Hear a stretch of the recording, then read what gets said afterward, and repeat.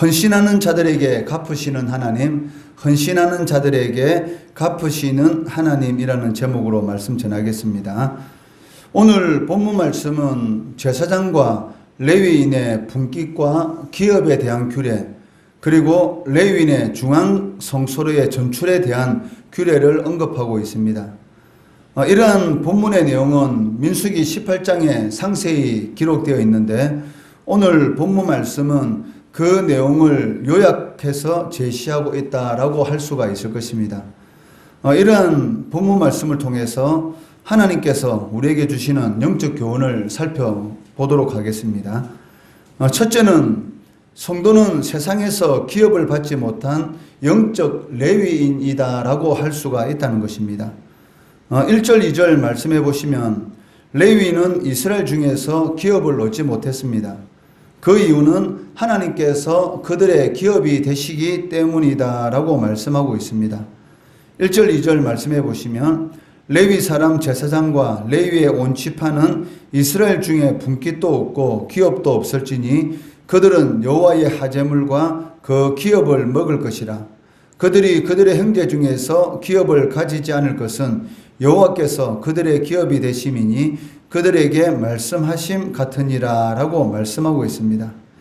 이는 그들이 오직 하나님을 위해 봉사하도록 이스라엘 중에서 하나님께서 구별하셨기 때문에 오직 하나님만이 레위인들의 기업이 되도록 하셨던 것입니다.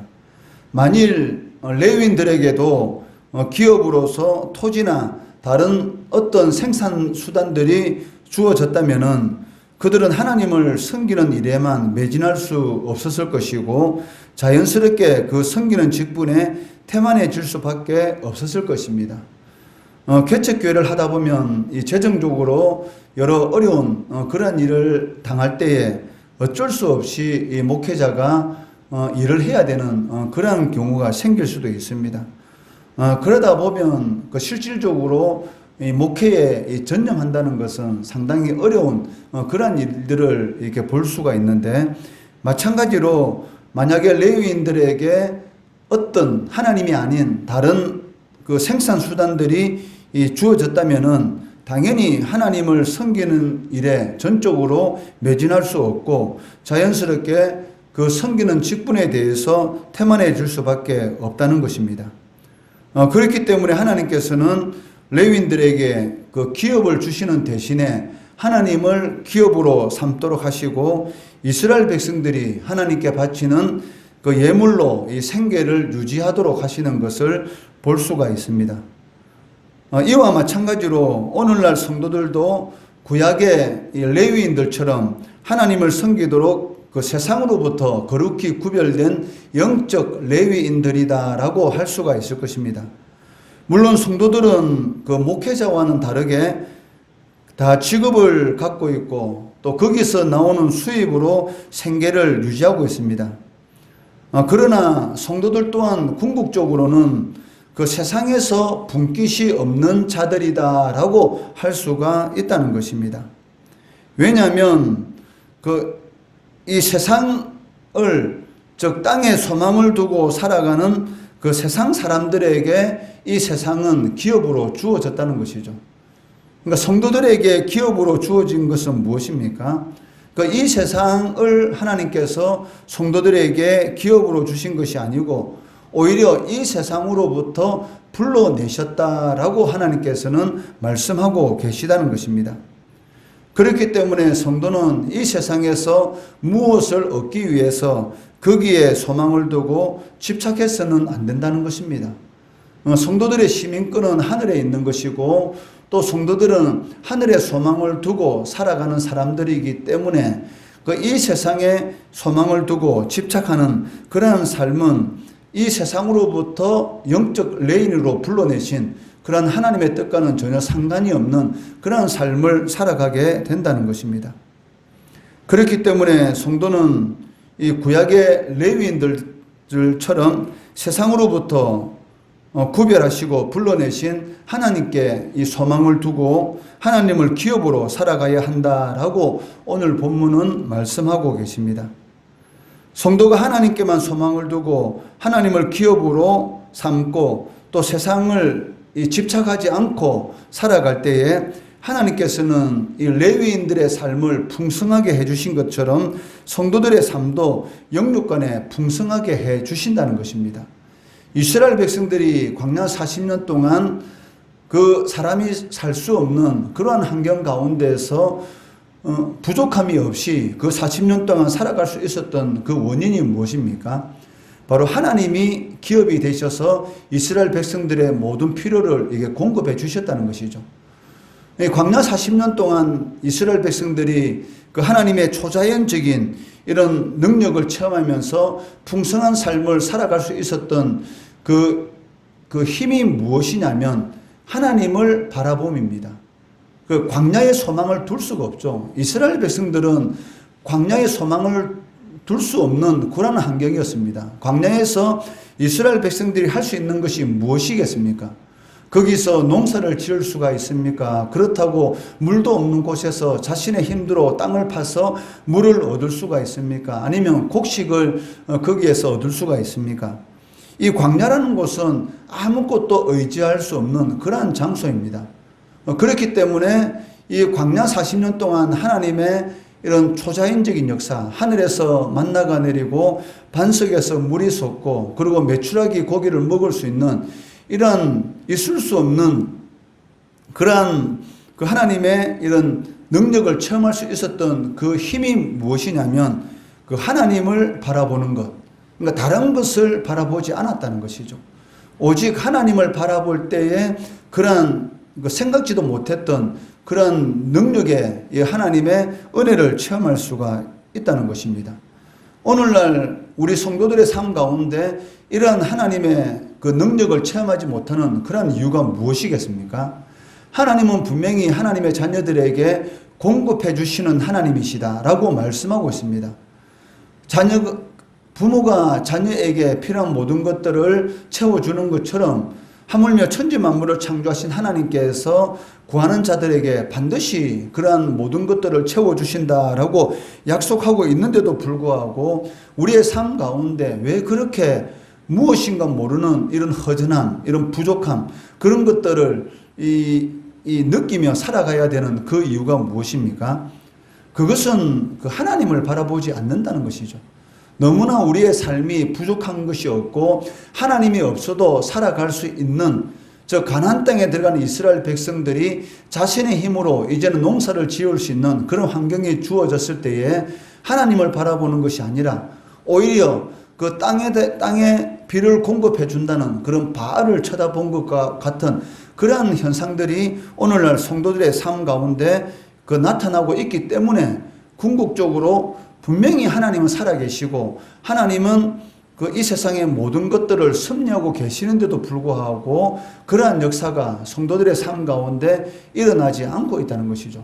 그것은 궁극적으로 하나님을 바라보지 않고 이 땅을 바라보는 이 세상은 성도들에게 주어진 것이 아닌데도 불구하고 세상에서 소망을 얻으려고 하는 그런 생각들 때문에 궁극적으로는 자신의 힘으로 땀을 흘려야 되는 것이고 그런데도 불구하고 채워지지 않는 그러한 고통을 겪으면서 성도들도 살아가고 있다는 것입니다. 그렇지만 성도는 하나님을 바라보고 하나님께 기업을 두고 살아가야 될 사람들입니다.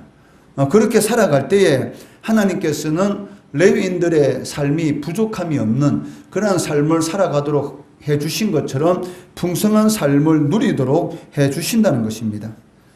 특별히 성도들이 알 것은 이 세상의 기업은 언젠가 없어질 것이라는 것입니다. 유한한 것인데도 불구하고 그 유한한 것에 소망을 두는 것만큼 어리석은 것은 없다는 것이죠. 하지만 하나님의 기업은 영원하다라고 말씀하고 계십니다. 그것은 그 세상이 유한한 것과는 달리 하나님이 영원하신 분이시기 때문에 하나님의 기업 또한 영원하다는 것입니다. 어린 자녀들, 부모님이 살아계실 때는 부모님들이 모든 것을 다 해주지 않습니까? 자녀들 키우다 보면 이제 가정을 꾸리게 되면 부모로서의 역할이 끝난다라고 생각할 수도 있겠지만 가정을 꾸리고 나면 또 부모로서 해줘야 될 것, 또 다른 것들이 생기게 되는 것이죠. 김치도 담아줘야 되는 것이고 또 자녀들이 어떤 일이 있게 되면 그 손자, 손녀도 봐줘야 되는 그런 일들이 생길 수가 있다는 것이죠. 그렇지만 그것은 부모님이 살아계실 때만이 유한한 것입니다. 부모님이 이 세상을 떠나고 나면 그 해줄 수가 없다는 것이죠. 왜? 인간은 그 유한한 존재이기 때문입니다. 그렇지만 하나님은 영원하신 분입니다. 그렇기 때문에 하나님께 소망을 두고 살아가면 끊이지 않는 그런 은혜가 우리의 삶 가운데 풍성히 채워진다는 것이죠. 그것을 이스라엘 백성들에게 광야의 삶 가운데서 끊임없이 보여주셨습니다. 그 이유가 무엇이냐면 애굽에서 430년 동안이라는 오랜 세월 동안 이 노예 생활을 하다 보니까 노예는 그 주인이 주는 것만을 이렇게 얻을 수가 있지 않습니까? 자신이 일을 하지 않으면 이 광에 갇힌다든지 또 끼니를 때울 수 없는 그런 이런 벌을 받게 되기 때문에 어떻게 하든지 주인의 눈치를 보면서 주인이 있을 때는 일을 하는 것처럼 없을 때는 어떻게 대강 일을 하고 이런 식으로 하면서 주인이 주는 그런 것으로 이렇게 자신의 이 하루하루의 삶을 영위할 수 있었던 것이죠. 이러한 노예 섭성을 없애기 위해서 하나님께서 광야 40년 동안 하나님만 바라보면은 하나님께서 모든 것을 채워주신다는 것이죠. 이스라엘 백성들이 광야에서 노예같이 일을 한 거 아무것도 없었습니다. 다만 이 성막을 중심으로 하나님만 바라볼 때에 하나님께서 때에 따라서 필요한 것들을 다 채워주시고 또 어려운 일이 당하더라도 참고 견디고 끝까지 하나님을 믿으면 반드시 그 어려운 일들을 해결해 주신다는 것이죠. 그것을 하나님께서 이스라엘 백성들에게 훈련을 시켰습니다. 우리들도 마찬가지입니다.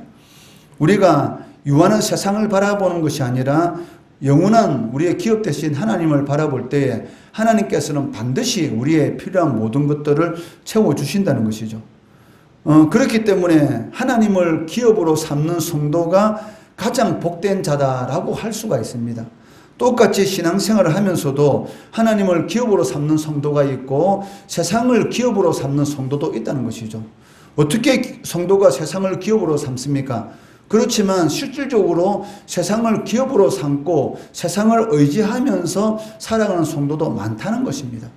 외적인 모습으로는 신앙생활을 하고 있지만 실질적으로 내면은 세상이 주인이 된 그러한 삶을 살아가는 많은 성도가 있는데 그러한 성도의 삶을 바라보면 항상 무엇인가 부족한 그러한 삶을 살아가고 있다는 것이죠. 기쁨도 없고 예수를 믿으면서도 기쁨을 누리지 못하는 그리고 항상 부족한 그런 삶을 살아가는 그 이유가 무엇입니까? 그것은 이 하나님과의 관계가 잘못되었기 때문입니다. 하나님과의 관계가 잘 되게 되면 반드시 하나님께서 그 자녀들을 책임져 주신다는 것이죠. 이 집을 나간 그 허랑방탕한 그 아들의 예수님의 이야기가 있지 않습니까? 그 탕자의 이야기를 보더라도 우리들에게 그 탕자의 이야기가 우리들에게 주는 교훈이 무엇입니까? 그 부모님 밑에서 있을 때는 부족한 점이 없었습니다. 그렇지만 살아계신 그 부모님한테 유산을 달라 해서 그 순간은 어마어마하게 많은 유산을 가지고 부모님 품을 떠났지만 결국은 남는 것은 무엇이었습니까?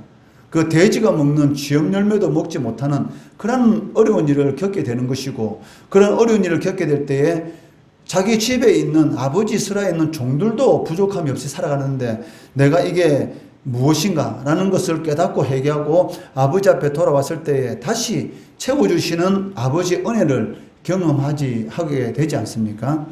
마찬가지로 관계입니다. 성도가 풍성한 삶을 살아갈 수 있는 것은 하나님과의 이 관계라는 것이죠. 그렇기 때문에 나의 삶 가운데 하나님의 관계가 잘 이루어지고 있는가? 아니면 하나님과의 전혀 상관이 없는 그런 삶을 살아가고 있는가? 이것을 항상 잘 살펴봐야 됩니다. 관계만 잘 되면 모든 것은 다 해결됩니다. 그렇지만 관계가 잘못되면 모든 것이 다 잘 되는 것 같지만 한순간에 없어질 수 있다는 것이죠. 이것을 성도들은 꼭 명심해야 한다는 것입니다. 두 번째는 하나님은 하나님의 일꾼들에게 풍성한 대가를 지불하신다는 것입니다. 3절 4절 말씀해 보시면 제사장들이 백성들로부터 받게 될 기업에 대해서 말씀하고 있습니다. 3절 4절 말씀에 제사장이 백성에게서 받을 몫은 이러하니 곧 그 드리는 제물의 소나 양이나 그 앞다리와 두 벌과 위라 이것을 제사장에게 줄 것이요 또 내가 처음 거둔 곡식과 포도주와 기름과 내가 처음 깎은 양털을 내가 그에게 줄 것이니라고 말씀하고 있습니다. 이 내용을 자세히 살펴보면 그 제물로 드려지는 우양의 앞다리, 두 벌, 위와 처음 거둔 곡식, 포도주와 기름과 처음 깎은 양털 등 이 제사장이 몫이 되었습니다. 이 외에도 민수기에 보시면 가축의 초태생, 부정한 짐승의 초태생이나 장자를 대속하는 속죄물들, 진설병, 소재물, 번제물의 가축, 레위인의 11조 등 제사장 몫으로 돌려졌다는 것입니다. 이는 당시 제사장들의 수에 비할 때 매우 풍성한 것이 주어졌다라는 것을 알 수가 있습니다. 또한 제사장들에게 돌려진 이러한 몫의 면면들을 살펴보게 되면 모두 귀한 것들이다라는 점에서 큰 의미가 있다라고 할 수가 있을 것입니다. 이러한 사실이 보여주는 것이 무엇입니까? 베드로 사도는 성도들을 향해서 왕 같은 제사장이다라고 말을 하고 있습니다. 즉 성도는 왕이고 제사장이다라는 이런 의미를 가지고 있다는 것이죠. 이러한 사실은 하나님께서는 하나님을 위해서 헌신하는 자들에게 반드시 풍성하게 갚으신다는 것입니다. 이것은 하나님의 약속입니다. 이 약속은 절대로 변치 않는다는 것이죠. 하나님은 다른 것을 보는 것이 아니라 그 마음을 보시죠. 그 마음이 어떠한지, 저 겉으로 나타나는 그런 예배드리는 형식, 그리고 하나님 앞에 아무리 많은 그런 이 제물을 드린다 할지라도 그 마음이 하나님 앞에 멀어져 있는 바리새인과 이런 서기관들에 대해서는 독사의 자식이다라고 이렇게 말을 하고 있다는 것이죠. 이런 입이 무성한 무화과 나무, 당연히 입이 무성하면 그 안에는 많은 이런 무화과 열매가 맺혀 있는 것처럼 보일 수도 있지만 실질적으로는 전혀 열매가 없고 결국은 예수님께 저주를 받음으로 인해서 그 무화과 나무는 앞으로 영원히 열매를 맺지 못하는 그런 말라 죽는 그런 것을 우리가 볼 수가 있지 않습니까? 마찬가지로 하나님을 위해서 진정으로 헌신한 사람들, 그는 겉으로 드러나는 것이 아닙니다. 그 사람에게 보이기 위해서 내가 어느 정도 신앙생활을 했는데 이제 봉사하지 않으면 안 될 것 같고 사람들이 욕할 것 같은 이러한 것 때문에 내가 봉사를 하고 사람들에게 보이기 위한 이러한 제물을 하나님께 드리는 것은 하나님하고는 전혀 상관이 없는 자신의 의만 드러내는 그러한 섬김에 불과하다는 것이죠. 하나님은 그 마음을 보시는 것이죠. 마음의 중심이 어디 있는지 그것을 보시고 하나님께서는 수고하는 자들에게 필요한 모든 것들을 부족함이 없도록 채워주신다는 것입니다. 이처럼 하나님을 위한 수고는 절대로 헛되지 않고 우리가 기대하지 못한 그런 놀라운 축복으로 우리의 삶 가운데 반드시 돌아온다는 것입니다. 그렇기 때문에 바울 사도는 고린도전서 15장 58절 말씀에서 그러므로 내 사랑하는 형제들아 견실하며 흔들리지 말고 항상 주의 일에 더욱 힘쓰는 자들이 되라. 이는 너희 수고가 주 안에서 헛되지 않은 줄 알미라 라고 말씀하고 있습니다. 주를 위한 진정한 헌신은 헛되지 않습니다. 하나님께서 반드시 갚아주신다는 것이죠. 오늘 본문 말씀을 통해서 우리가 두 가지를 살펴보았습니다. 첫째는 성도는 세상에서 기업을 얻지 못한 영적 레위인이다라는 것을 항상 명심해야 됩니다. 그렇기 때문에 세상에 소망을 두고 집착하면 안 된다는 것이죠. 세상에 집착하지 않도록 세상에서 불러내셨는데 애굽에 집착하지 않도록 애굽에서 불러내셨는데 광야의 삶 가운데 조금 어려운 점이 있다고 다시 애굽으로 돌아가야 되겠다 이렇게 말하면 안 된다는 것입니다. 저 세상을 집착하는 것이 아니라 영원하신 하나님을 기업으로 삼을 때에 하나님께서 우리의 모든 것들을 공급해 주신다는 것입니다. 둘째는 하나님은 하나님의 일꾼들에게 풍성한 대가를 반드시 지불해 주신다는 것입니다. 이것을 꼭 명심하시기 바랍니다. 내 마음이 하나님을 위한 진정한 헌신인지, 헌신이란 단어가 무엇입니까? 그것은 외식이라는 것과는 다른 것입니다. 위선이라는 것과는 다른 것입니다. 진정한 마음을 가지고 하나님을 위한 그런 마음을 가지고 우리가 행할 때에 하나님의 생각지도 못했던 그런 우리가 전혀 바랄 수도 없는 그런 상황 가운데 바라는 그런 역사가 우리의 삶 가운데 반드시 나타나게 된다는 것이죠. 오늘 말씀을 통해 주신 이러한 영적 교훈들 꼭 마음에 새기시고 삶 가운데 생각지도 못했던 있을 수 없는데 일어나는 그런 하나님의 놀라운 은혜를 체험하시는 우리 성도들 되시기를 주의 이름으로 축원합니다.